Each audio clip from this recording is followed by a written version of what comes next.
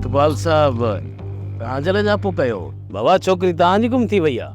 हाँ साहब खुदा जे वास्ते छोकिरी मोटाए ॾियो। छोकिरी जा माउ पीउ ॾाढा परेशान आहिनि। छोकिरी कॾहिं गुम थी आहे? साहब 3-4 ॾींहं थी विया। अॼु हिते आया आहियो? एतिरा ॾींहं किथे हुया तव्हां? साहब असां मिट में जांच कई पे। असां सोचियोसीं मता ॻोठ निकिरी वई हुजे। तव्हां रुगो केस दाख़िल करायो, असां कोशिशि कयूं था। ठीकु आहे साहब। उन्हनि खां छोकिरी हथ कोन थी, उन करे असां मां कंहिं वॾे खे शहर वञिणो पवंदो। मुजरी असां सभिनी मां तव्हां वॾा आहियो। सुबुह जो सामान ॿधी निकिरी पओ। वञण लाइ मां त वञा खड़पील, पर यार वारीअ जो पंधु हाणे मूंखां नथो थिए। ॿियो त निभागी फटी बि ख़राब लॻी पई आहे। वञा त वञा छा थी? बाबा जानू जी जांच कयो, उन जा उठ हुजनि त उन ते ई चढ़ी वञो। जानू उठ पके ते कायो वियो आहे, उन्हनि जो बि ॻोठ ख़ाली थी वियो आहे। पोइ त मुंहिंजे तव्हांजो शहर पहुचणु मुश्किल आहे।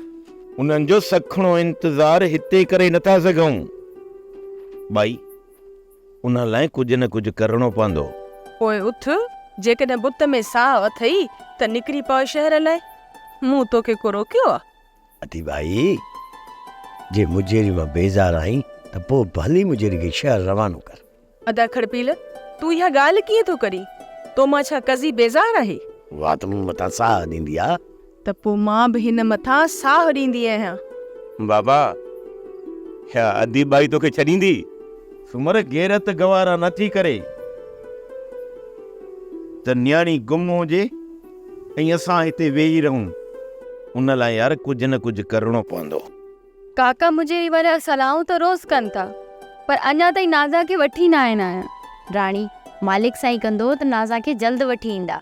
हेॾो वॾो शहर, नाज़ा इहो बि न सोचियो त अकेली निकिरंदसि त हिते कीअं पहुचंदसि। राणी जेकॾहिं तूं शहर में अकेली हुजी आ ऐं उते तुंहिंजो मन न लॻे आ त पोइ तूं छा करी आ?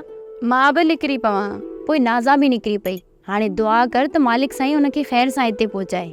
मालिक साईं कंदो त हू ख़ैर सां अची वेंदी। चङो रंजन, मूंखे देरि थी वई आहे, हाणे मूंखे इजाज़त ॾियो त मां वञा। पुट मोर, तूं पंहिंजे साहब खे चवंदो रहिजां त असां ग़रीबनि जी पुलिस खे पारत कंदो रहे। जी काकी। पादा पाण बोलूं बाबराजन, जेकॾहिं इजाज़त ॾी न त पोइ मां अॼु राति अमाना सूरस हलिया। ठीकु आहे, तूं काकी सां वेही कचहरी कर, ऐं मोर सां गॾु निकिरां थो। मोर हलूं? ठीकु आहे हलो। काकी मां सुबुह जो सवेर अची वेंदुसि। ठीकु आहे बा।